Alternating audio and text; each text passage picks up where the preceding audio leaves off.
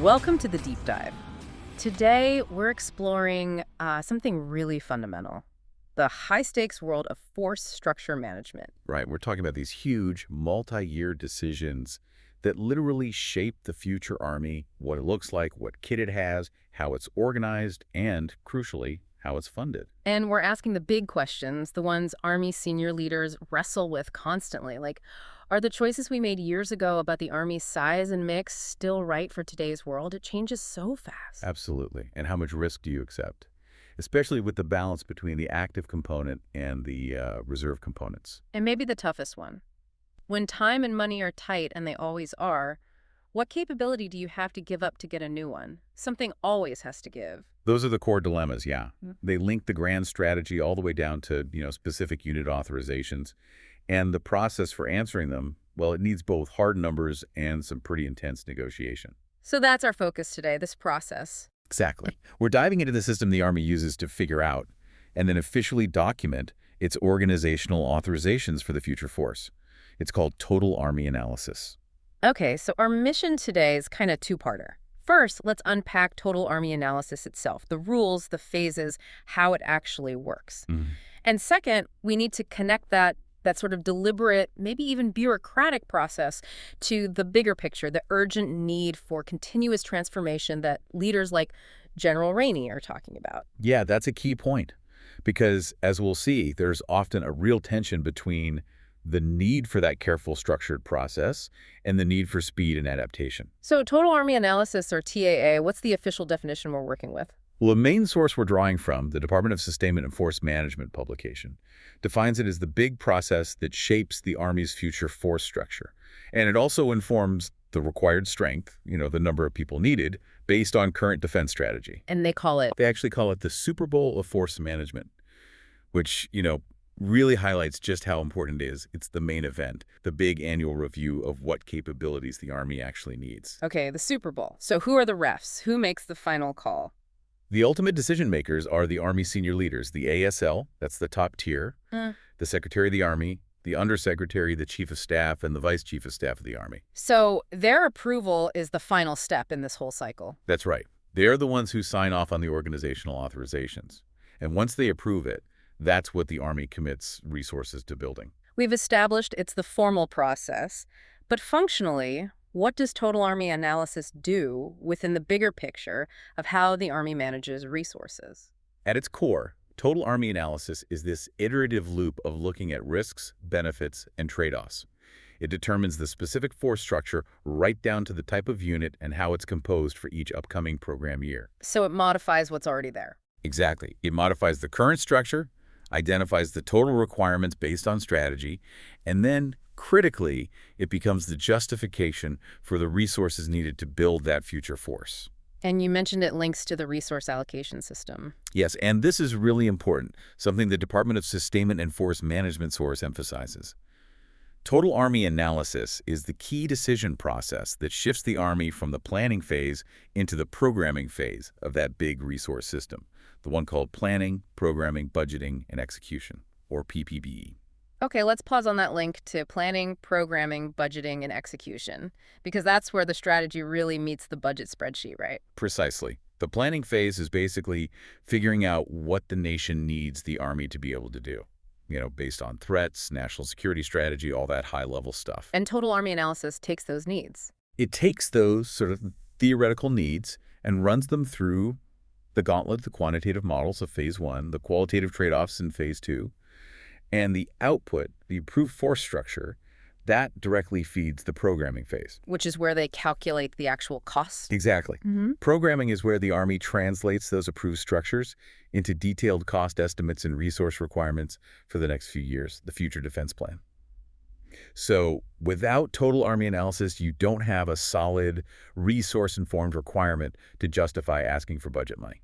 Okay, that makes sense. Strategy says what you should do. Total Army Analysis figures out the specific formation you'll actually feel to do it. And programming calculates the cost to make that formation real in, say, 2 to 5 years. That connects the dots. Yep, that's the flow. All right, so how does the Army get from that strategic plan to a concrete force structure, the Program Objective Memorandum Force? You mentioned phases. Right, there are three main phases in total Army analysis. Phase 1 is the capability demand analysis. That's the quantitative part, all numbers. Phase 2 is resourcing. That's qualitative, where human judgment, experience, and those tough trade-offs come in. The contentious part, probably. Often, yes.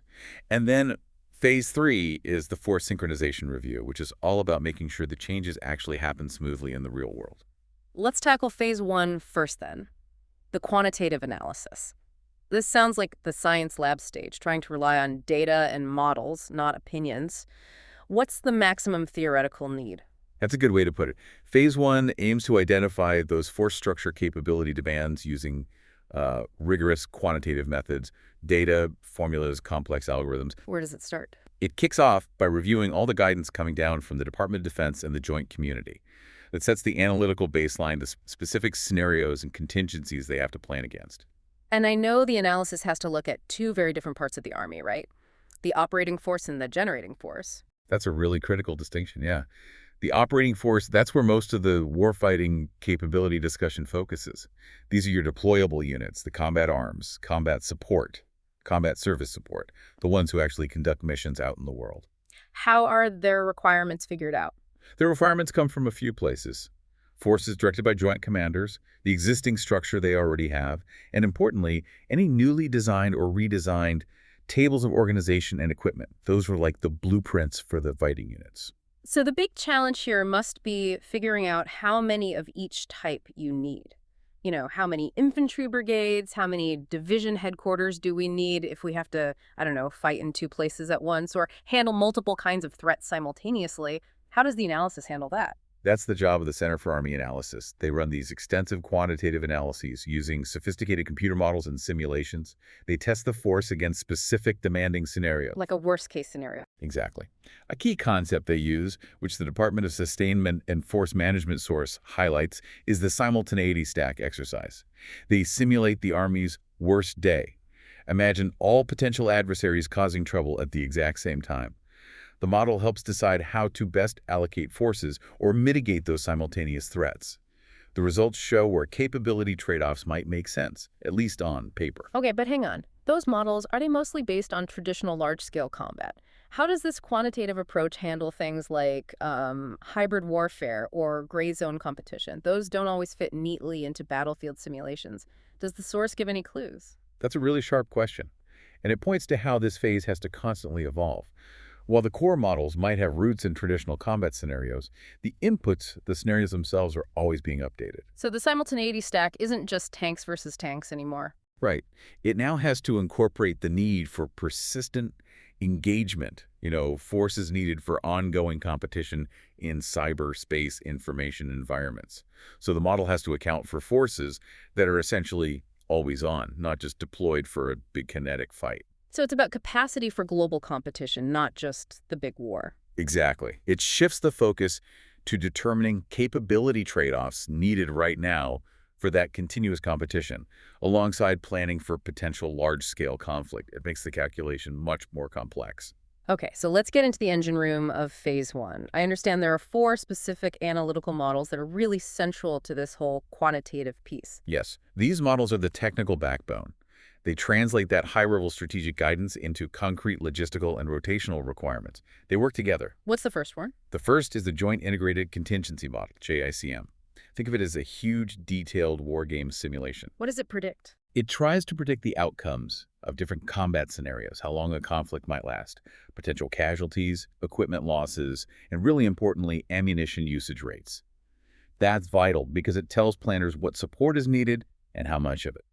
So JICM generates the demand signal for things like logistics and medical support. What takes that demand and figures out which units are needed? That's the next model, the Force Generation Model, or FORGE. FORGE takes JCM's predictions, the estimated losses, the sustainment needs, and uses that, plus the designs of existing units, to figure out the specific support forces required.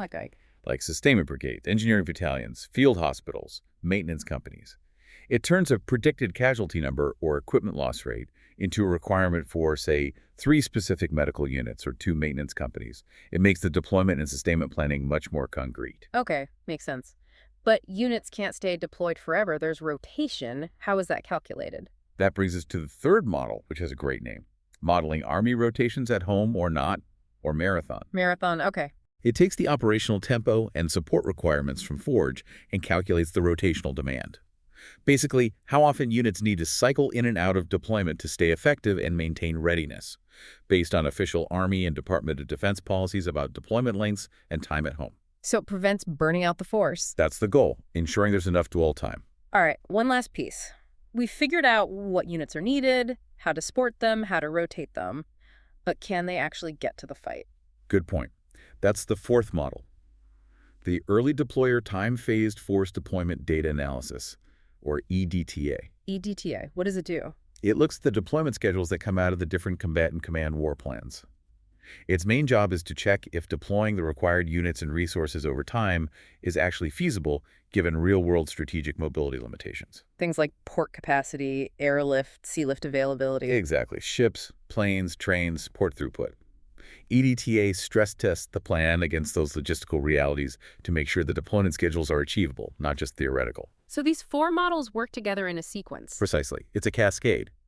JICM defines the fight's demands. Forge figures out the support structure. Marathon calculates the rotation needed to sustain it. And EDTA checks if you can actually deploy it all according to the plan. The output of one feeds the next. That covers the operating forces, the deployable units.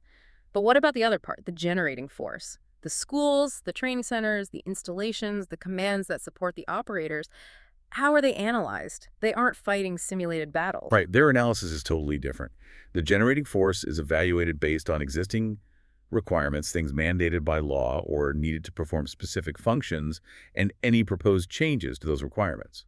It's all measured against a total authorized number of personnel spaces for the generating force. So not a combat simulation, but more like measuring workload. Essentially, yes.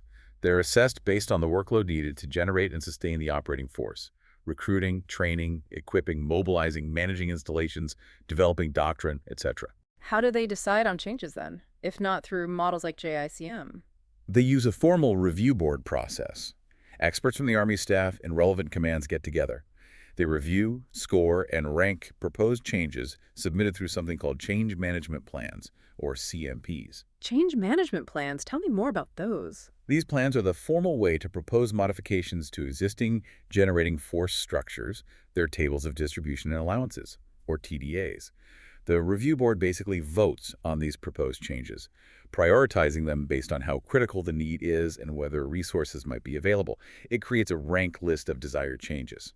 And these change management plans, they apply broadly, right? Not just generating force? That's right. The change management plan process is the formal mechanism for proposing modifications to any unit documented by a table of distribution and allowances, which includes some operating force units too, like headquarters elements, and all generating force units.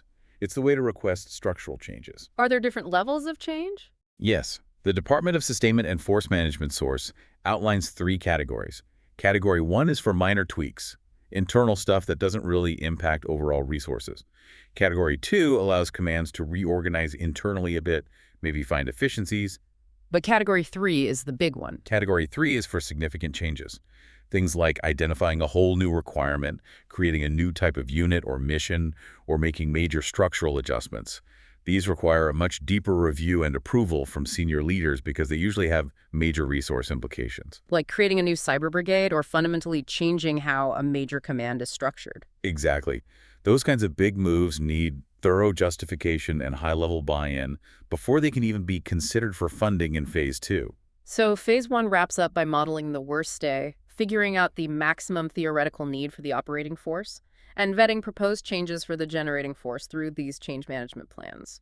What's the final product of Phase 1? The Deputy Chief of Staff, G357, the Army's Operations and Plan Shop, produces what's called a match report. A match report. Yeah, it clearly lays out the difference, the gap between the total capability demands identified in all that analysis and modeling and the Army's current force structure. It quantifies the projected unit shortfalls. And that quantified deficit becomes the starting point for Phase 2. Precisely. That gap analysis sets the stage for the next phase, which is arguably tougher. figuring out what the Army can actually afford to fill, what trade-offs it has to make, and what risks it has to accept by not meeting that theoretical maximum need. Okay, phase two, the qualitative analysis, the human-in-the-loop phase. This is where judgment comes in. That's right. Phase 2 takes those needs, those deficits identified in Phase 1, and decides which ones will actually get resourced. Yeah. The output is the approved Program Objective Memorandum Force, or the POM Force. And the Program Objective Memorandum Force, that's the plan that sticks for a while. It is. The Program Objective Memorandum Force is the approved resource structure for the next budget cycle, typically looking out 2 to 5 years. It's the concrete plan. And it becomes the absolute basis for building all the detailed cost projections that go into the budget request submitted to the Department of Defense. This is the structure they're committing to build. So if phase one said, ideally we need X, Y, and Z to cover every possible threat, phase two is where someone says, okay, but we only have enough money and people for X and maybe half of Y. This sounds like where the arguments happen. It absolutely is often the most contentious part. Like, the source material says, unless Congress explicitly approves growth in the Army's total size, activating new units, adding new capabilities, it has to be paid for. How? By inactivating existing units. Divesting from something old to fund something new. In a flat or shrinking budget, force structure becomes a zero-sum game internally. It's all about trade-offs. And these aren't just about trading whole units, right? It gets down to individual positions. Oh, yeah. It gets incredibly granular. Yeah. The competition includes what are called grade plate trades. Grade plate trades. That's the negotiation between different branches or functional areas over the specific mix of officers, warrant officers, and enlisted soldiers within the force structure. So like trading a captain slot for a couple of sergeant slots. Exactly. For instance, the cyber branch might argue they need fewer traditional officers, but way more highly specialized technical warrant officers and senior NCOs for a new mission. So they propose trading some officer grade plates to get the enlisted or warrant ones they need. Why is that so contentious? What's the big deal about trading one officer slot for, say, 2 enlisted slots? Because it directly impacts the power, the influence, and the career paths within different branches. When one branch, maybe armor or infantry, gives up a captain slot, that affects their leadership pipeline, their command opportunities. And the branch getting the slots benefits. Right. The receiving branch, maybe signals or logistics, gains those resources, justifying it based on new technical requirements. It's an internal reallocation of not just billets, but expertise, leadership potential, and promotion opportunities. It's necessary to adapt, but it means someone always perceives they're losing out. Okay, so it's high stakes. How does the Army manage this internal negotiation? Must be structured forums. Definitely. It's not just a free-for-all. The phase usually starts with some internal prioritization, creating a kind of unit priority list based on the Phase 1 analysis and input from the different Army communities. Then what? Then you have these organizational integrator panels. These are made up of experts from the basic branches, infantry, armor, logistics, signals, etc. They review the modeled requirements from Phase 1 through the lens of strategic goals, resource constraints, and practical feasibility. So they add the real world check. Kind of. They apply that practical experience. A model might spit out a requirement for, say, 50,000 logistics troops, but the organizational integrators will look at the actual training capacity, available facilities, deployment timelines, and maybe adjust that number based on what's realistically achievable or sustainable. And after those panels? They feed into the main event of Phase 2, the multi-day resourcing conference. This is where representatives from the Army staff, major commands, and support agencies all come together. They merge the operating force and generating force requirements into one big picture. And this is where the final decisions get hammered out. Pretty much. Issues get debated, requirements get defended, and decisions are ultimately made based on, and this is a quote from the source, sound military judgment and experience. Sound military judgment and experience, that really underscores the qualitative aspect, doesn't it? It's not just about the numbers anymore. No, it's about weighing risks. Operational risk, fiscal risk, political risk sometimes. It's where experienced leaders have to make tough calls about divesting from potentially still useful capabilities to invest in the future. The atmosphere can be pretty intense. I bet. This is where the resource battles are fought. It really is. And these forums also have to make sure they're considering the whole picture demands for homeland defense, support the Army provides to other services, foundational activities like training-based support, And they have to figure out the right mix of contractors, reliance on joint capabilities, or allies, all within the approved personnel numbers. So it's about optimizing the shape of the Army within its size constraints, not necessarily changing the overall size. Exactly. Shaping, not sizing, is a good way to put it for this phase. And is there a final review before it goes up to the top leaders? Yes. The Resourcing General Officer Steering Committee, or GOSC, they review all the recommendations coming out of the conference, iron out any major remaining disagreements, and package the final proposed force structure. And then that goes to the Army senior leaders for the ultimate approval. That's the final step of Phase 2, presenting the recommended program objective memorandum force to the Secretary, the Chief, the Undersecretary, and the Vice Chief for their decision. Okay, we've walked through total Army analysis, this very deliberate, very structured, multi-phase process. It sounds necessary for managing such a huge organization and budget, but I have to come back to this question of speed. How does an annual process like this keep up with how fast the world is changing? Threats evolve way faster than an annual review cycle. That is the absolute core tension. And General James Rainey tackles this directly in his article, Continuous Transformation. He makes the point really forcefully.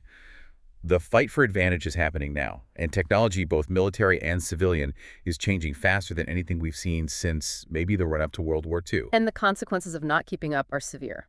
He argues they're potentially catastrophic. Falling behind technologically or organizationally could have dire strategic consequences. General Rainey points out how hard this is, because the Army's doing three things at once: fighting today's battles, generating ready forces for tomorrow, and trying to transform for the day after tomorrow.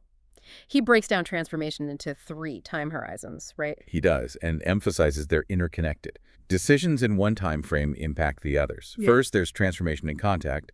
That's about capabilities needed super fast, like less than 2 years, to solve immediate problems soldiers are facing right now. Okay, your turn. Second is deliberate transformation. That's the 2 to 7 year window. This is the time frame where processes like total Army analysis are designed to manage change. It's about fielding planned capabilities. Yes. And third is concept-driven transformation. That's the long view, looking out maybe decades, guided by the big ideas in the Army warfighting concept. Let's stick with the near-term first transformation in contact. General Rainey says the biggest roadblock here is fiscal agility. What does he mean? He means the money system is too slow. He points out that the traditional Army process takes about 2 years just to get a new requirement formally approved and then get funding lined up in the budget for a specific piece of gear. 2 years. That's a long time in tech terms. It is. And he uses the example of drone warfare in conflicts like Ukraine. Observers saw maybe 4 distinct generations of drone tech and tactics emerge in just the first 2 years of that conflict. The Army's standard budget cycle just can't react that quickly. He uses that iPod versus smartphone analogy, which really hits home. It's a great analogy. You spend years developing and funding a requirement for a specific thing, the iPod, based on what you know then, but by the time you finish all the contracting, development, testing, fielding, boom, the smartphone exists, and your iPod is already basically obsolete. And the Army's stuck. Either keep buying the old tech or cancel everything and start the 2-year requirements process all over again, leaving a gap, because the requirement was written too narrowly for the iPod. Exactly. So the solution he pushes for is a fundamental shift. Stop writing requirements just for specific systems. Instead, write requirements for broader, enduring capabilities, and fund them that way too. Using something like a portfolio model? Yes. He specifically mentions the Atlantic Council's recommendation to pilot a capability portfolio model, give managers more flexibility to shift funds within a portfolio to chase the best technology that meets the capability need, rather than being locked into funding one specific system that might become obsolete. Especially for things like drones or software, where tech changes constantly. Right. If the Army can get Congress on board with funding these flexible portfolios, it could dramatically increase speed and agility, especially working with the smaller innovator tech companies they need.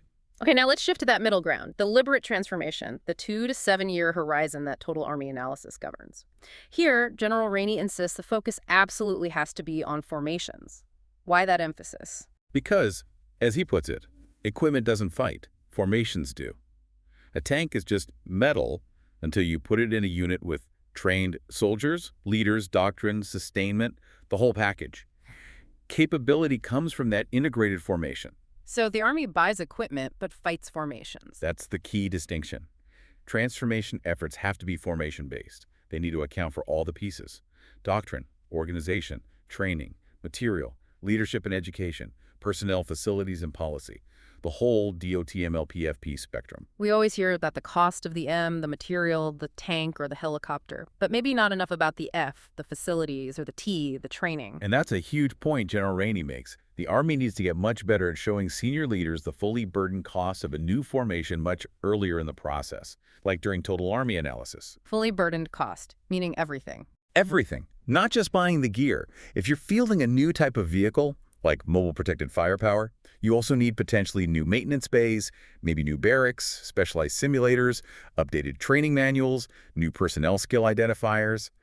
All of that costs money and takes time, and often involves different organizations and budget lines.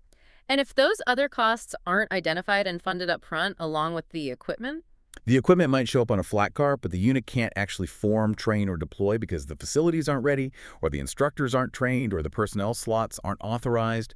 It causes huge delays and inefficiencies. Wow, that makes phase 2, the resourcing phase of total Army analysis, even more complex. They're not just trading dollars for tanks, they're trading barrage construction dollars, trading pipeline seats, personnel authorizations, across totally different pots of money. It really does. And it underscores why clear decisions are so vital. General Rainey warns about this danger he calls undeciding. Undeciding, what does that mean? Sounds problematic. It is. Think about it. Force structure, budgets, modernization, these are constant battlegrounds within any large bureaucracy. Different parts of the Army have different priorities. Okay. So if a senior leader makes a tough call, maybe he approves inactivating 3 legacy units to free up resources for a critical new capability. But the decision isn't communicated clearly, or seems a bit ambiguous, or the implementation details are fuzzy. Then what happens? The mid-level staff down in the organization, often acting in good faith based on their priorities and interpretation of risk, might essentially slow-roll it. They might find reasons to delay the inactivation or continue planning as if it wasn't definite.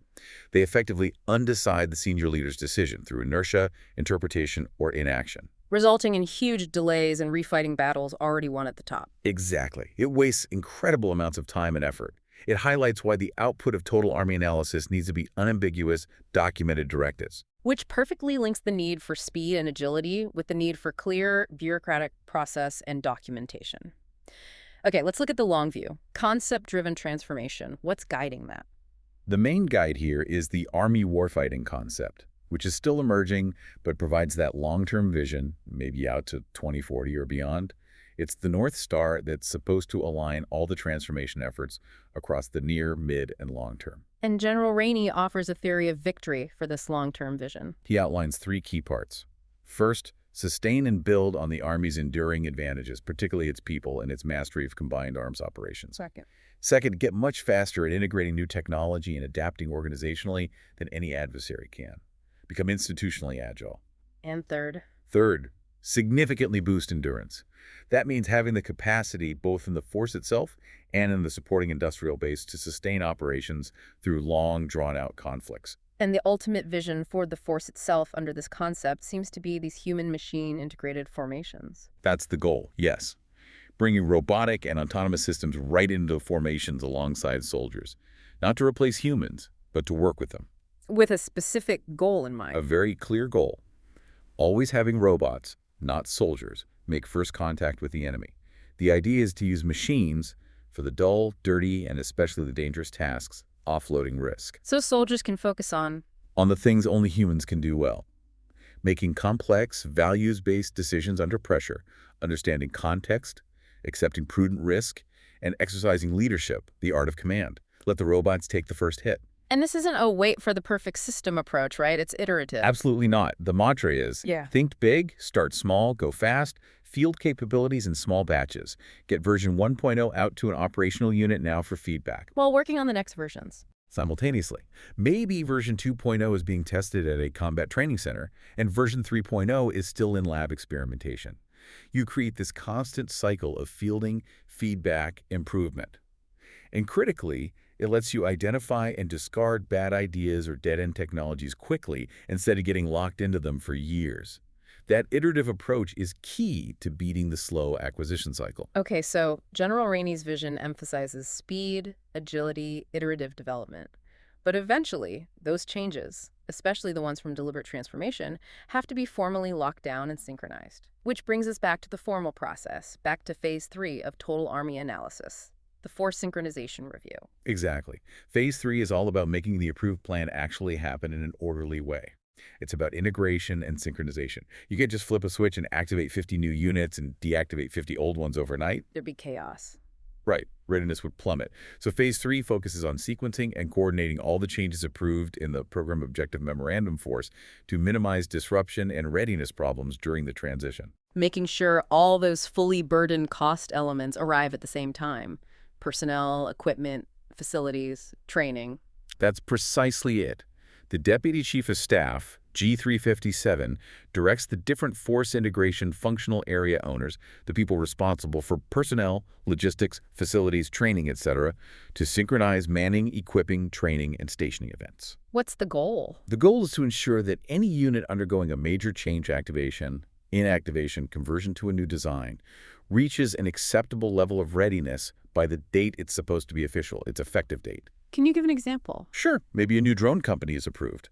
Phase 3 synchronization might involve delaying its official activation date until the new maintenance facility is built. Or maybe they have to wait until another unit inactivates to free up barrack space.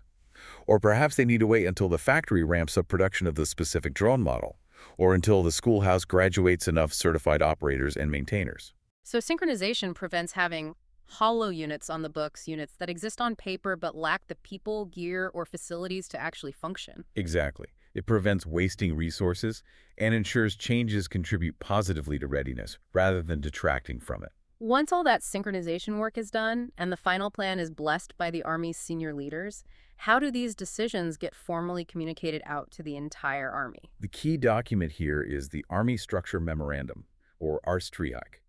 The G357 publishes this. It serves two critical functions.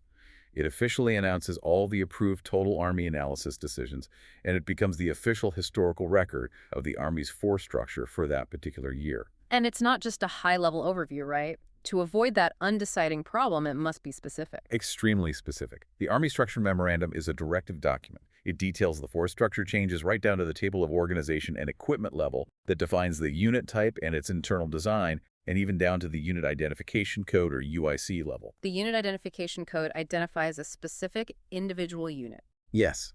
It points to a precise unit in a specific location within the Army's hierarchy.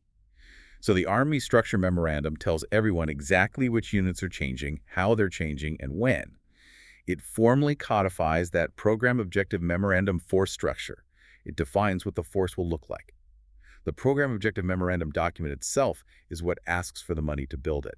Okay, so the Army Structure Memorandum says this is the authorized size and shape of the Army. But how does that translate into the nitty-gritty details units need to actually order people and equipment? How does it feed the downstream systems? That's the crucial role of the United States Army Force Management Support Agency, or USAFMSA. They handle the technical side of documenting or codifying those approved structures from the Army Structure Memorandum. And they produce specific documents? They produce two key types of authorization documents.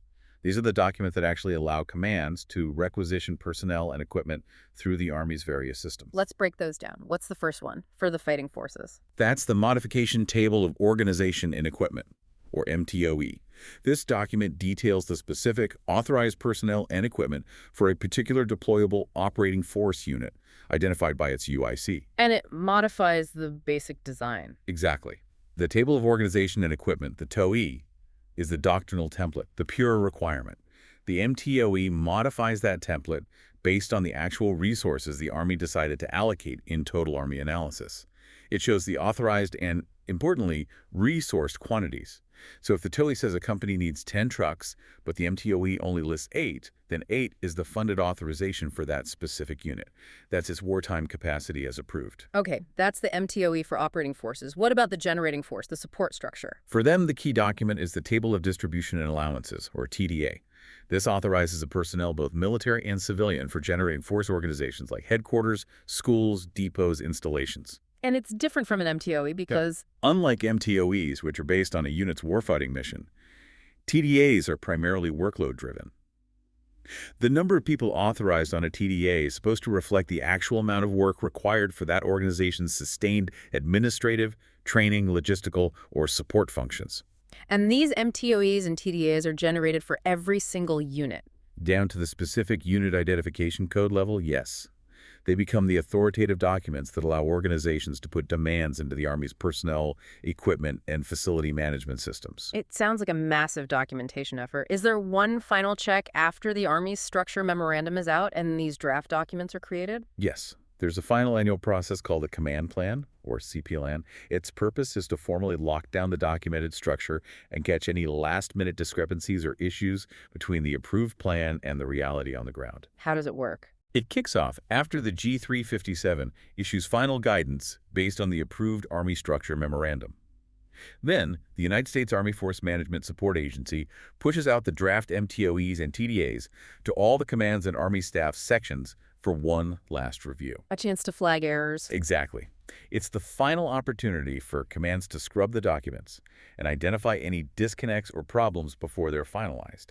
USAF-MSA works with them to resolve those discrepancies. Yeah, and the end result of the command plan. Once all the reviews are done and any necessary corrections are made, the G357 approves the final MTOEs and TDAs.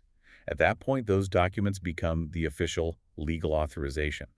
They dictate the resources, people, equipment, facilities for every unit in the Army for the next roughly 18 months. And that feeds everything else. Yes.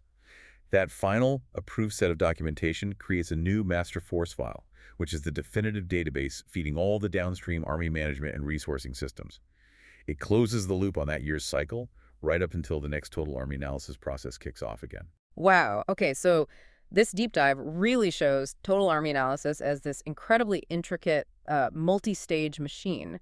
It's the mechanism for translating that high-level strategic guidance into an actual resource-informed, authorized force structure, the Program Objective Memorandum Force. It really is. And at its heart, it's all about that balancing act. Balancing the requirements, what the Army needs, based on the threats against the constraints, which are always people and money.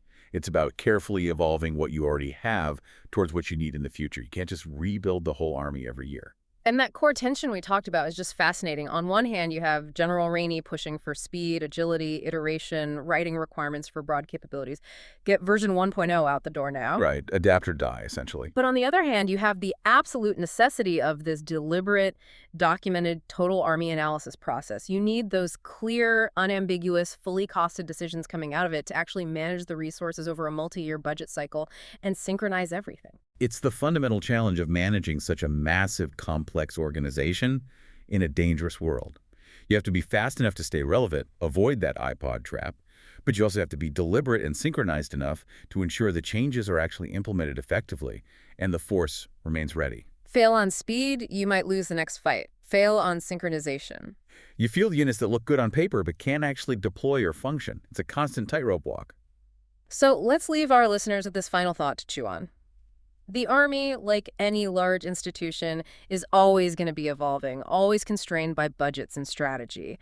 Given that tension, the need for speed versus the demands of the deliberate, multi-year total Army analysis cycle, how can the Army best ensure that those vital, hard-won lessons from transformation and contact, those quick V1.0 adaptations happening right now at the tactical edge, actually survive the journey? How do they make it through the formal documentation and resource fights to genuinely shape that long-term program objective memorandum force? Yeah, how do you connect the immediate battlefield innovation back into the long-term bureaucratic reality? That's the persistent challenge for Army leaders and force managers, linking innovation to the institution.